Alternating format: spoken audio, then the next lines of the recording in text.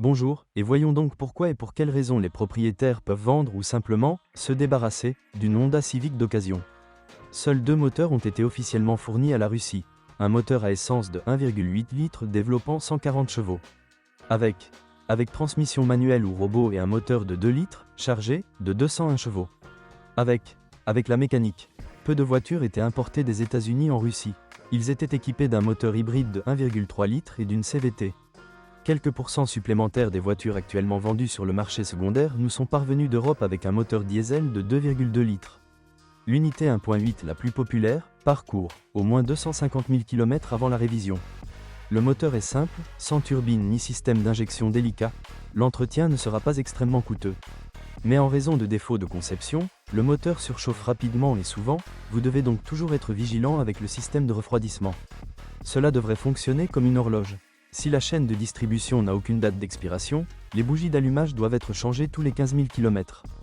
Pour éviter cela si souvent, de nombreux propriétaires ont acheté des pièces en iridium, faites-y attention lors de l'achat. Et assurez-vous également de vérifier si la voiture a fait l'objet d'une entreprise de rappel. Certaines voitures ont vu les boulons de poulie de pompe remplacés sous garantie, et sur les berlines produites en Turquie en 2008 à 2009, les radiateurs de refroidissement ont dû être remplacés. La transmission manuelle, traditionnellement, est fiable. L'embrayage vit 150 000 km, l'huile doit être changée tous les 60 000 km. Au lieu d'une boîte de vitesse hydromécanique japonaise fiable, Honda a installé dans la Civic un robot doté d'une unité de commande électronique. C'est le même boîtier qui doit être mis au neutre à chaque feu tricolore. Mais peu de conducteurs s'en soucient, il est donc peu probable que l'état de la boîte au moment de la vente soit connu. L'avant de la Civic est doté d'un McPherson classique, et la suspension arrière de la berline et du haillon est aussi différente que l'apparence des modèles. La trappe a une poutre installée sur l'essieu arrière, la berline a une multibras. Il n'y a pas de questions sur cette dernière, mais il y a beaucoup de questions sur la berline.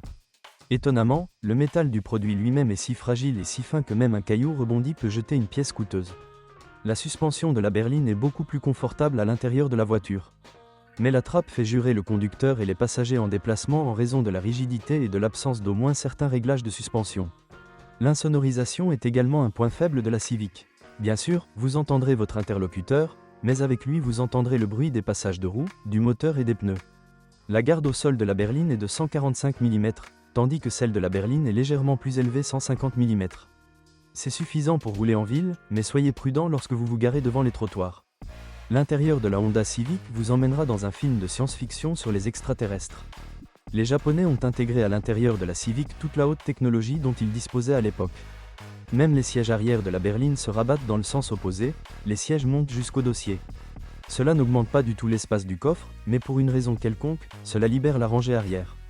Il n'y a pas d'espace dans le coffre, ni dans la berline, ni dans la berline. Et les modèles importés d'Europe n'avaient même pas de preuve. La carrosserie n'est pas sujette à la corrosion, elle est assemblée de haute qualité et bien peinte. Les garnitures chromées sur la carrosserie s'estompent rapidement, mais cela est normal pour les exemples d'occasion. Nous avons déjà parlé des inconvénients de la suspension. Dans une berline, elle est non seulement peu fiable, mais aussi inconfortable.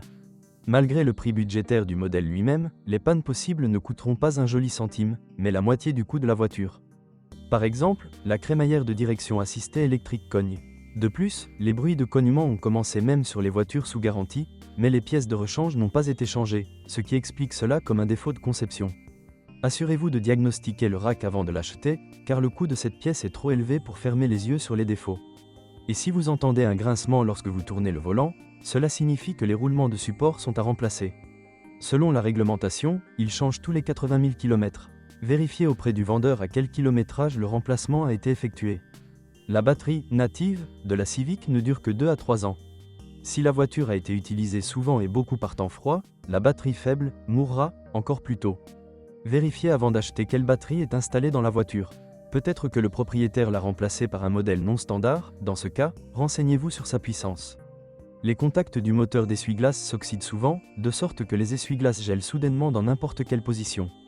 Sinon, la Honda Civic est une voiture fiable, sans panne typique catastrophique. La Honda Civic est une voiture robuste et fiable.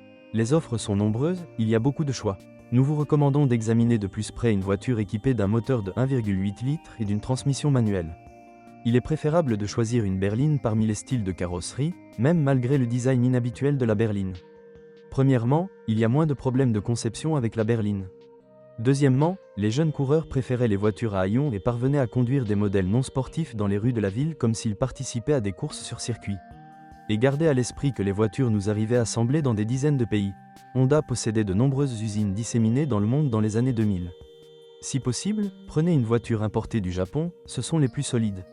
Et ne considérez pas les modèles antérieurs à 2009. Au début des années 2000, des grèves à grande échelle ont eu lieu dans les usines Honda et les voitures sont sorties des chaînes de montage avec toutes sortes de problèmes. Il y a un risque élevé de tomber sur une copie aussi problématique, choisissez un modèle après restylage.